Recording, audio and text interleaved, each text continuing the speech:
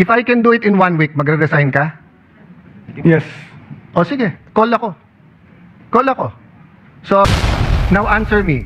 With the zero billing, ilan lang ang kasya sa government hospitals natin? Ilan ang beds ng ating government hospital? Na basic na sasabihin niyo. Total. 90% of the total public beds in the... And how many public beds do we have? Excuse me, sir. I'm asking the secretary. Excuse me. Sir Secretary, you mean you don't know that? That's basic info. I keep changing because there are hospitals that increase their bed capacity by law. So the number is not Sir, a fixed number. By law and actual, there are certain things that daily you have to know. And nasa fingertips mo yan. No coaching.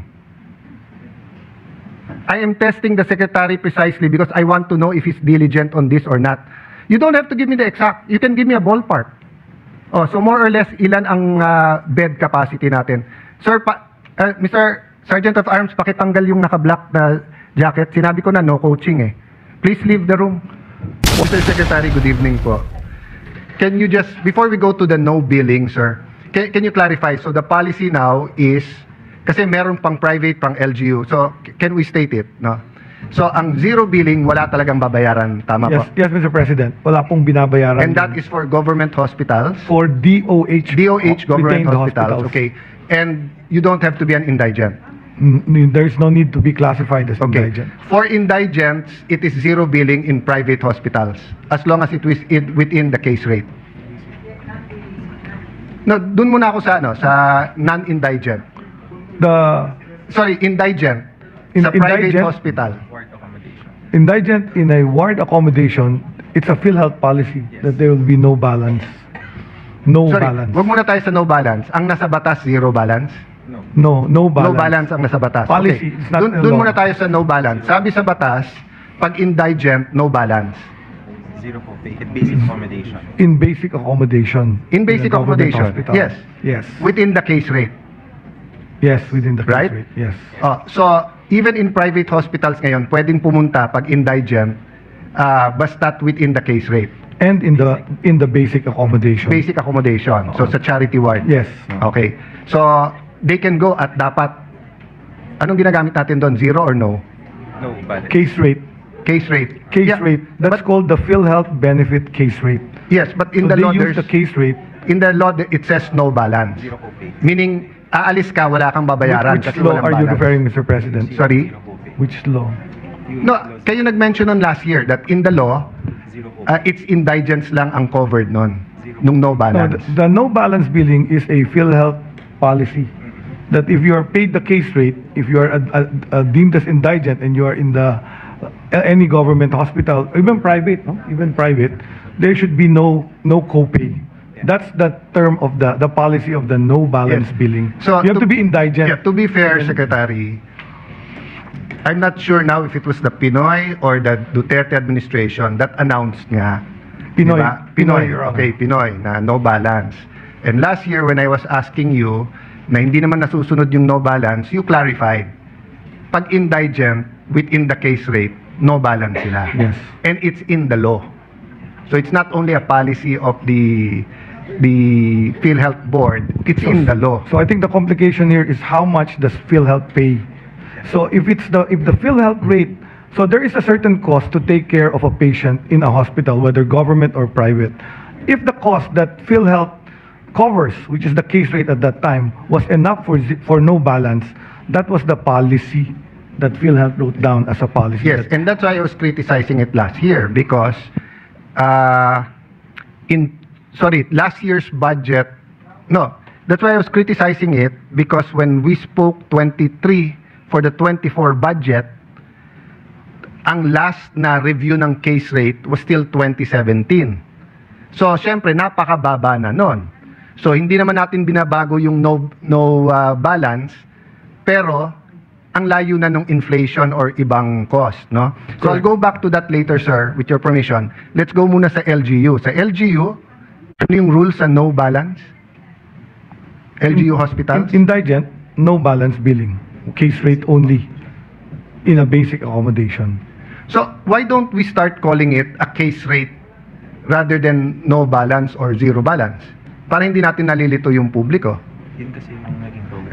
Kasi, correct me if I'm wrong, ha? Kasi ang batas sinasabi, magsusurvey kayo. Di ba? Ang PhilHealth. Pag survey nyo, i-average nyo ngayon yan. So yung average, yan yung case rate. So kung sa DOH hospital, pag sinabi nyo 50,000 for this procedure, kung sa DOH hospital, it's only 35,000, zero billing ka, or no billing.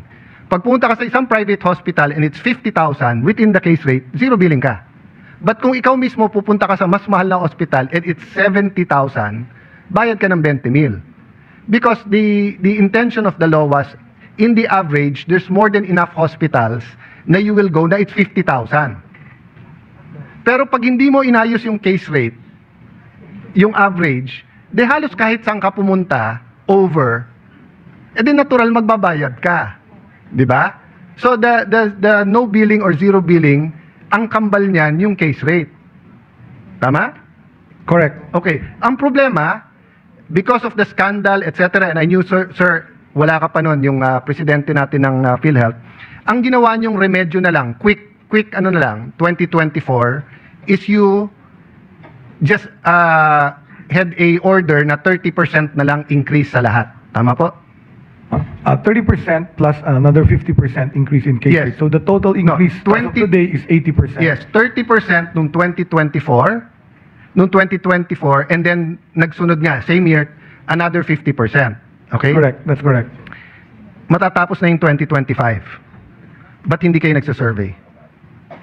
Ongoing, there are how many thousand case rates? There are so many thousand case rates. So the case rate was across the board, but we are increasing a lot of rates that have now really gone beyond zero balance. For example, dialysis. It used to be 2,500. We increased it to 6,350. And dialysis patients are not paying any more additional, even in the private dialysis center. Heart attack, we also increased it from measly 75,000. We increased it to about 500,000 plus. I So acknowledge today, that. I even acknowledge- jeepney drivers are treated in private hospitals for... I acknowledge yung coronary artery bypass graft surgery is 660 until 960,000. Philippine Heart Center, it's 550,000. Makati Med, it's 550 to 900,000. May sobra pa ng 6,000 and world-class ang Makati Med. I acknowledge that. I acknowledge dialysis, ganun din, di ba? But ang point is not that, I tell my staff, huwag kayong pumunta sa akin at sasabihin nyo, sa major subjects, 90 kayo lahat, pero sa isang subject, 70 ka. We're talking about our healthcare system eh. And that's why you're supposed to have periodic surveys. But nowadays with digital, and because you regulate hospitals, you cannot send to all the hospitals one piece of paper, or you cannot send a iPad na sasagutin nila, then they give it to you at sasagutin? For your information, the PhilHealth is currently doing what's called shadow billing for the diagnosis-related groups. Sir, you're not because we're going answering to my change- questions eh. Nandun ako sa inyong survey sa case rate. We are, para the malaman survey nyo. is the shadow billing of how much each case costs currently in several hospitals. And how I think long- 160 Yes, hospitals. it's November. PhilHealth is doing It's this. November now. Taguig has 1.3 million residents. We have about 160 to 180,000 households. Every quarter, we do a survey with 200 questions at least per household. Every quarter. It's November now. Why can you not have the survey para alam talaga natin magkano? So, if you're going to tell me, You asking about a household survey No, done I'm by telling PSA you or that- a survey of cost of hospitalization? we're surveying 160,000 households every 3 months. Household, not You- hospitals. Not hospitals. You're So we're surveying hospital yes. costs. So isn't it easier for you? You're going to do 160 hospitals na under your regulation, hindi nyo matapos kaagad? It's ongoing. We're doing it. Kailan matatapos? It's November na eh. For the survey to be completed, it's about 5 to 6 million claims that they started Sir, to average the You cost. don't need the claims. Ang pinag-uusapan dito, costing analysis. All you have to do is ask all the hospitals yung bawat ano nyo, magkano yon. So when there is a claim, there is also the actual cost and the bill. So PhilHealth has all that data. Kaya nga So they're pinapahirap. doing the survey Mr. of Secretary, 5,000. Mr. Secretary, learn to listen then. I'm telling you, pinapahirapan nyo ang sarili nyo. Ito, cesarean section, 23,000 to 58,000 pesos. Sa Fabella, 37,000 pasok. Sa Makati Med, 18 to 240,000. All you have to do is ask Makati Med to average that for you. You send the survey forms, they send it back. You're talking about 160 hospitals. Kayang gawin ng isang linggo yan. Pinapahirapan nyo sarili nyo. So, 2024, that's 9 years hindi kayo nag-survey. Sorry, 2017, 2018, 2019, 2020, 21, 22. 7 years. So last year, nilagyan nyo na lang percentage. Ngayon, November na, wala pa rin. So, habang wala yan, niloloko natin ang tao sa billing nila. Kasi announce tayo ng announce na don't worry, may PhilHealth, lahat kayo, membro, may zero billing, may billing, may ganitong programa, etc. Litong-lito na sila. Di ba? So why don't we simplify it? Oh, so assuming we do it your way, when will you get the average? When will you get the cost analysis survey results? Middle of 2026. If I can do it in 1 week, magre-resign ka? Yes. O sige, call ako. Call ako. So, Mr. President, we will meet tomorrow. And I will bring an IT expert. You bring the list of the 160 hospitals and all of this case rate.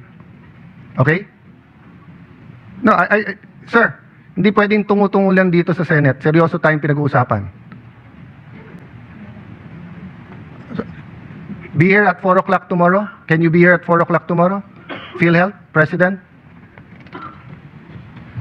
Yes, according to the PhilHealth President. Okay.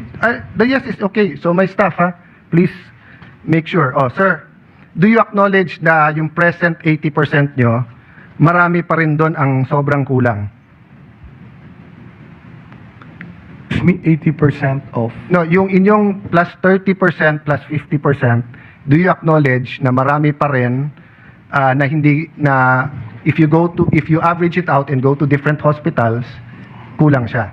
Yes, that's why PhilHealth is trying to go to DRG, because what happens is in a case rate, the diversity of costing is so high, so wide. Because it's so wide, there will be people that will be paying more, will spend more, and there will be people who are spending less. By going to DRGs, the payment scheme becomes more accurate. How long do you need to shift to that scheme? Middle of 2026 to pilot the DRG.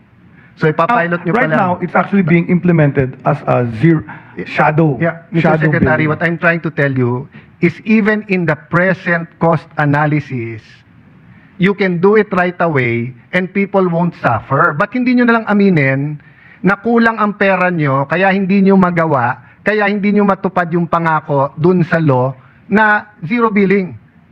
Kasi kung yung even on the cost analysis, madaling gawin yun. Kasi mag-a-average ka eh. Kahit naman sa present nyo ngayon, nakalagay dito, let's say, coronary artery disease, bypass, 660 to 960, it's still naitama nyo nga yun sa yung sa bypass na mahal nga yun Kaya nyo naman itama sa iba Diba? Kasi you're in the Senate All you have to do is we finish that survey and tell us, sir, if you don't give us more money, hindi namin mababayaran. We don't expect you naman to pick from your own pocket Diba? Pag natapos natin tong lahat na survey na to, at lalabas, eto yung number of patients average, eto yung pera. Mr. Senators, Congressmen, Mr. President, you're giving us 60 billion, pero sa computation namin, pag inayos namin yung case rate, 120. So ang kaya lang namin, sa mga to, libre, o kaya 50%. Diba? Garbage in is garbage out If we do not have these rates, and we haven't had it accurately till 2017, we cannot really tell people na isi-zero billing namin kayo. Pwede ba kung cesarean, pwede ba pagdating sa heart center, boss, cesarean ako, pero sobra kasi dito, hindi zero billing, i-bypass nyo na lang ako. Pwede natin pagyabang na ang bypass kasya. Paano ngayon mga kailangan ng cesarean? tapos pupunta dun sa mga ospital na zero billing, puno. So wag muna sila manganak. That's why there's frustration here. You don't give us straight answers eh. Thank you very much. But healthcare is really complex, and No, health you're making financing it is complex. even It's more simple. complex. To simplify it to averages will make us create many errors. Okay. The standard deviation for an average will be wrong because different people will have different complications, and different people will have different costing Sir. in terms of care. So when you use an average, which is what the case rate does, this is exactly what we have. Sir. We have a problematic Sir, case. don't That's talk- why we're don't- going to the DRGs. I know what I'm the saying. DRGs are more specific in terms of reimbursement. An average, which is what the case rate does. This is exactly what we have. Sir. We have a problematic Sir, case. don't That's talk- why we're don't- going to the DRGs. I know what I'm the saying. DRGs are more specific in terms of reimbursement. And most countries have gone to a DRG payment system. Thailand, in fact, we're copying the DRG system of Thailand because they offered it for us free. If we copy the DRG of the US, they're asking us to pay. So the DRG is the direction to be able to pay patients more but accurately Sir. and without fraud. Sir, walang problema yon. Walang problema na shift DRG, walang problema magbayad, kopyahin nyo doon. Ang problema, 2017 pa, in the meantime, magsasuffer yung mga tao dahil walang pambayad at kung ano-ano sinasabi natin sa kanila. And don't tell me about complications. Because wala ka pa dyan, hindi ka pa chairman ng PhilHealth. Meron ng rule yan eh. Pagka bypass, no complication. Walang eto yung babayad. Hindi kasama complication. Hindi ganun yung sistema dati. Ang sistema dati, bypass, no complication, eto yung bayad. Kung may complication, may dagdag yun. So, ngayon yung lulituin nyo kami na may complication. Kaya nga nakalagay dito, 660 to 960. I'm not proposing that you say this is 750. Kayo mismo nagsabi, 660 to 960. Etong 660 to 960, with complication to o wala? Excuse me, but I Sir, think just answer we're my getting question, please. confused because when you start to pay for complications, that's called the fee-for-service rate. We're going away from the concept Sir, that's not of what I'm universal talking health about. coverage. By law, it should be no copay. So that's what we're going to talk about. Should there be an amount of copay, and should the copay disappear? Because insurance will always pay what its money has in the bank. You cannot just keep increasing and then ask the complications to be paid. So the fairer way and many systems have studied this very well. So we're following what the other countries have done. No, that's to have not a the issue successful here. UHC. That's not the issue. The issue is what you're promising. Averaging Excuse me, Mr. is Secretary. erroneous. Excuse me, Mr. Secretary. You're not answering the questions I'm asking you, and we're interrupting each other. I will listen to you, you listen to me. Okay? What I'm telling you is we cannot promise people then not deliver. We cannot tell people no balance tapos may balance. That's why klinaklaro ko dito. And what I'm telling you is that even before, ang amount sa case rate, hindi, halimbawa sinabi cesarean or bypass, hindi kasama doon ang complication. So kung iniba nyo ngayon at ginagawa nyong complicated, that's up to you. But kailangan klaro yung sabihin natin sa tao. That's why I'm asking you a specific question. Etong bypass, 660 to 960 Z benefits package. Does that include kung meron complication sa kanyang bypass o wala? That's a yes or no question. It's supposed to. Yes, it includes. Because now we're also zero balance billing. It includes? It includes. If they're in basic accommodation, it's included. We've discharged patients with leptospirosis from NKTI, 2 million pesos, zero. We've taken care of heart patients in heart center with complications, No, no. zero. Sir, so it's included No, in you're the zero talking, balance. You're talking about the DOH. Nililito nyo na naman kami. Ito nga 660 to 960. Di ba, PhilHealth to. So at tinatanong ko lang to, etong 660 to 960. This is a Z benefit package. Yes, Z benefit package has a pre-approval. So you have to actually go to it, so the chances of having a complication are actually less. So what happens is, if there is a patient that wants to get a Z benefit package, they go to the Sige. PhilHealth, ask for a pre-approval, and then if they're approved for that Z benefit package, it will be done in a hospital that is accredited for Z benefit package. Okay, so, So not all hospitals have Z benefit packages. PhilHealth accredits them. Yes. So, ang haba-haba, hindi mo pa rin sinagot tanong ko eh. So, if patient A goes to heart center, pre-approved, okay, walang complication, 660. No problem, babayaran, di ba? No complication, 960 ang billing. Babayaran, di ba? Oh, for one reason or the other, nagkaroon ng complication, naging 1.5 million. Babayaran ba yung mahigit sa 960? Hindi. Zero balance is applied for all patients admitted in basic accommodation. Okay, so if yes. this patient Sir, is debalance, yes or no, 5 million. Babayaran ba yung mahigit sa 960? Hindi. zero balance is applied for all patients admitted in basic accommodation. Okay, so if yes. this patient Sir, is debalanced, yes or no lang eh. Wait, I will tell. If Sir, this patient sorry, is sir. benefit, Excuse me, sir. they are Hindi admitted tayo in basic matatapos accommodation, and they will have no copay. It will be zero. But if they are in a pay ward, they will be charged for the complication. Sir, do you think I'm stupid? Paulit-ulit tayo kanina na No. sinabi na natin na ward eh, di ba? Sinabi na natin government hospital, nililinaw ko na eh. Sinabi ko na, kung 960 may complication, yes or no, para matapos tayo.